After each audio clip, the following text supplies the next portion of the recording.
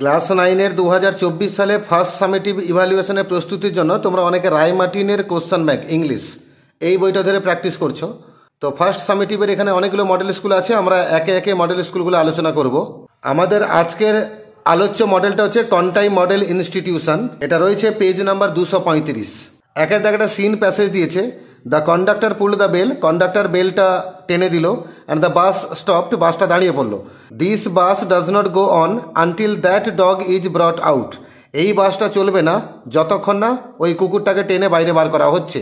He stepped on to the pavement and waited, সে ফুটপাথের উপরে দাঁড়ালো এবং অপেক্ষা করতে লাগলো। It was his moment of triumph, এটা ছিল তার বিজয়ের মুহূর্ত। He had the law on his side, আইন তার দিকে ছিল। Everybody in the bus was on the side of the lady and the dog, ওই বাসের মধ্যে যতজন ছিল প্রত্যেকে কিন্তু মহিলার পক্ষে এবং তার কুকুরটার পক্ষে ছিল। দে টকড ইন রেজড ভয়েসেস, তারা উচ্চস্বরে বলতে লাগলো। সেমফুল, লজ্জা। কল দ্য পুলিশ, পুলিশকে এক্ষুনি ডাকো। লেট আস অল রিপোর্ট হিম, চলুন আমরা সকলে মিলে তার নামে নালিশ করব।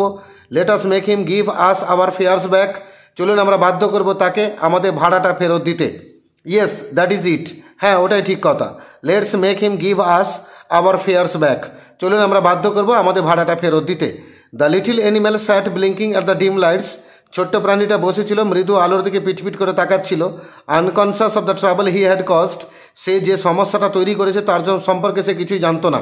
The conductor came to the door, conductor দরজার কাছে এলো। সাম প্যাসেঞ্জার্স ডিমান্ডেড, কিছু প্যাসেঞ্জাররা ডিমান্ড করলো give us our fares back, আমাদের ভাড়াগুলো ফেরত দিন। You have engaged to carry us, আপনি নিযুক্ত হয়েছিলেন আমাদেরকে বয়ে নিয়ে যাওয়ার জন্য।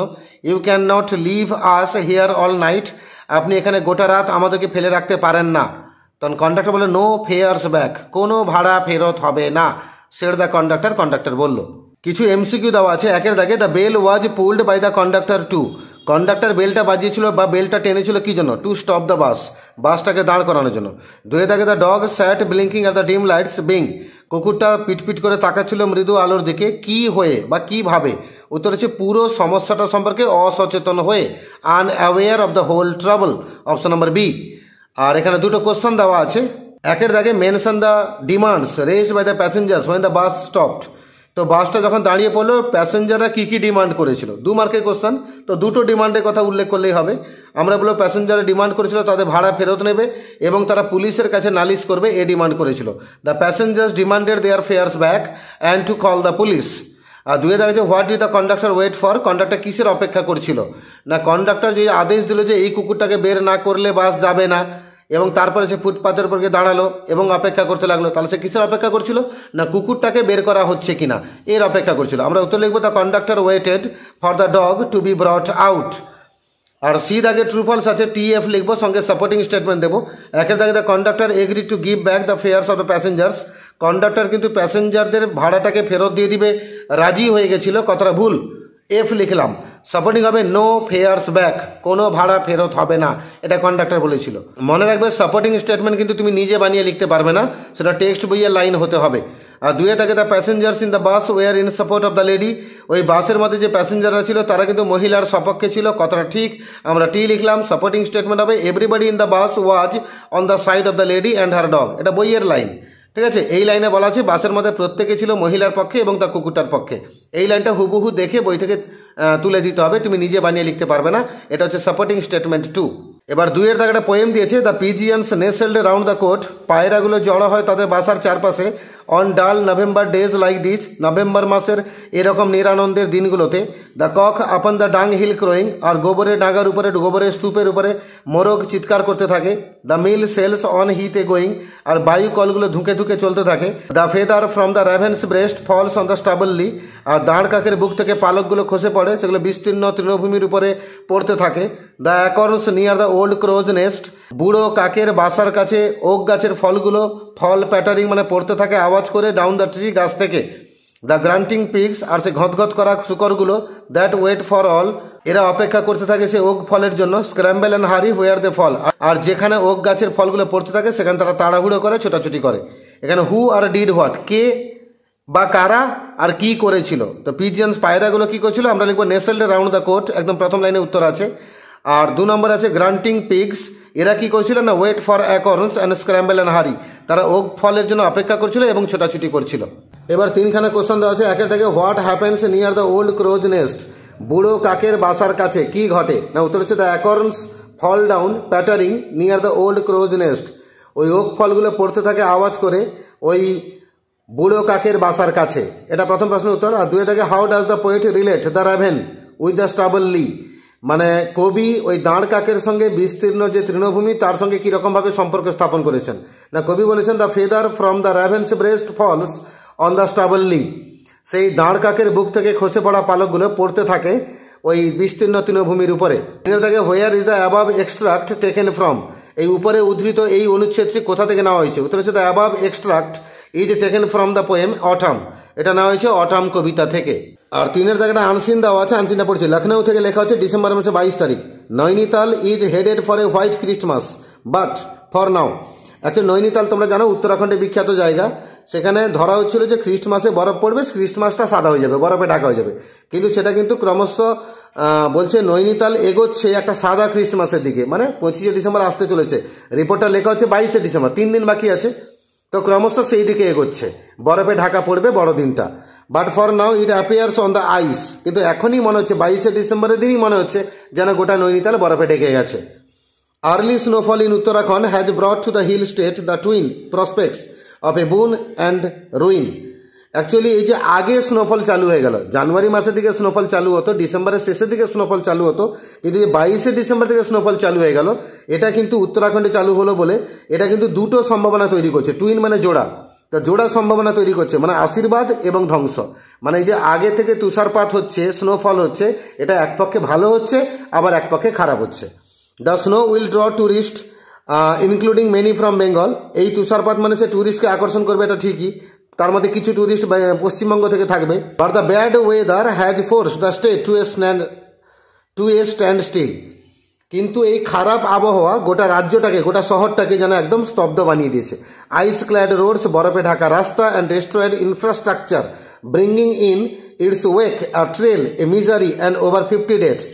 এবং তাতে কি হয়েছে, কিছু পরিকাঠামোগত ধ্বংস হয়েছে, যার ফলে দুর্দশা এসে গেছে এবং 50 জনের বেশি মারা গেছে। Additional chief secretary Rakesh Sharma spoke of hope and despair in the same breath. আর additional chief secretary Rakesh Sharma তিনি আশার কথাও বলছেন, আবার হতাশার কথাও বলছেন একই নিঃশ্বাসে। The early rainfall is a বুন ফর ট্যুরিজম। এই আগে থেকে তুষারপাত শুরু হয়েছে, এটা অবশ্যই ট্যুরিস্টদের কাছে আশীর্বাদ। But having occur early this time, কিন্তু এই সময় আগে ঘটে যাওয়ার জন্য it has also caused hardship to the locals, এতে কিন্তু স্থানীয় লোকেদের সমস্যা বেড়েছে। Sharma said after an aerial survey of the snow covered zones on Thursday. বৃহস্পতিবার দিন এরিয়াল সার্ভে মানে হেলিকপ্টারে গিয়ে উপর থেকে নজরদারি করা, এই স্নো কভার এলাকাগুলোকে উপর থেকে দেখে তিনি এই কথা মন্তব্য করেছেন। According to the Met office, Met office মানে মেটেরিওলজিক্যাল অফিস, মানে আবহাওয়া দপ্তর, এই আবহাওয়া দপ্তরের কথা অনুযায়ী such weather would continue for the next few days, এরকম আবহাওয়া চলতে থাকবে আগামী কয়েকদিনের জন্য। তো আমরা supply the information from the above passage, এই প্যাসেজ থেকে তথ্য নিতে হবে, শূন্যস্থানগুলো পূরণ করতে হবে। একের দাগে the season of the incident, এই ঘটনার যে ঋতুটা সেটা হচ্ছে উইন্টার।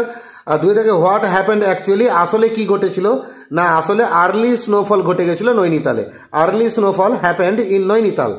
আর তিনে দাগে name of the place where the incident happened, এই ঘটনা ঘটেছে যে জায়গাটাতে, সেই জায়গাটার নাম হচ্ছে নৈনিতাল। তারপর এখানে 3খানা কোশ্চেন দেওয়া হচ্ছে। Why has the incident been regarded as a boon and A Ben, এই ঘটনাকে আশীর্বাদ এবং অভিশাপ দুটো একসঙ্গে কেন বলা হচ্ছে?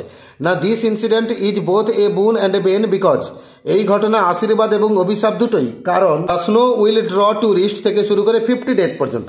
এটা বইয়ের লাইন দেখে দেখে লিখবে, আমি ডট ডট মেরেছি, তোমরা এরকম লিখবে না, কোথায় আছে লাইনটা খুঁজে দিচ্ছি। তাহলে the snow will draw tourist including many from Bengal, but the bad weather has forced the state to stand still, ice clad roads and destroyed infrastructure bringing in its wake a trail of misery and over 50 deaths.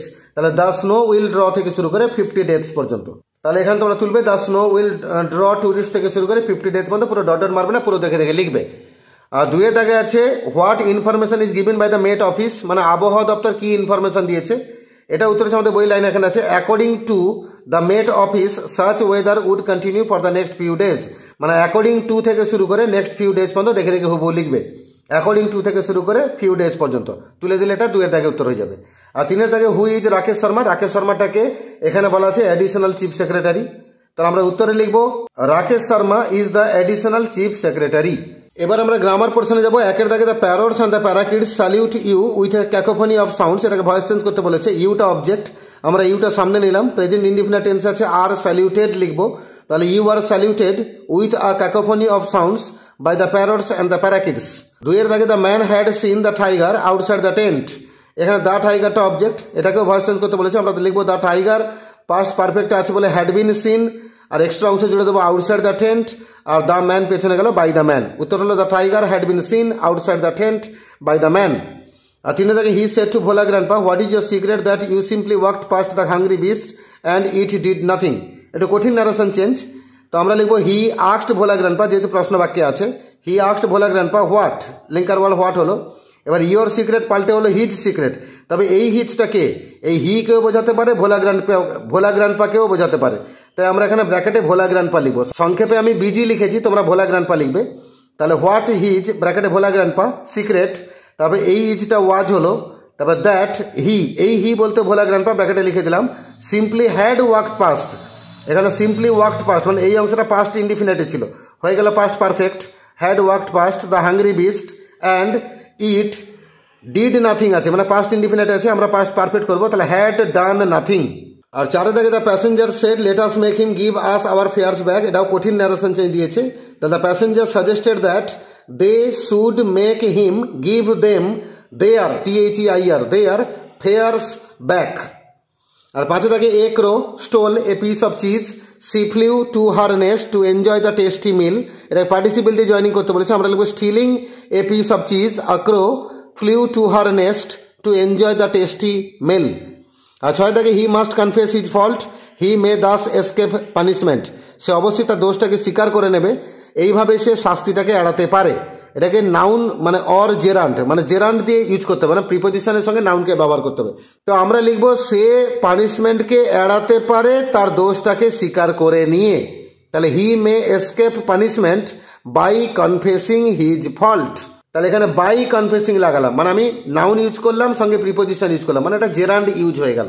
আর 7 থেকে our school is older than yours, আমাদের school পুরনো তোমাদেরটা থেকে, এটা positive degree করতে বলেছে, তারপর তোমাদের স্কুলটা আমাদের স্কুলের মতো পুরনো নয়, তাহলে your school is not so old as hours.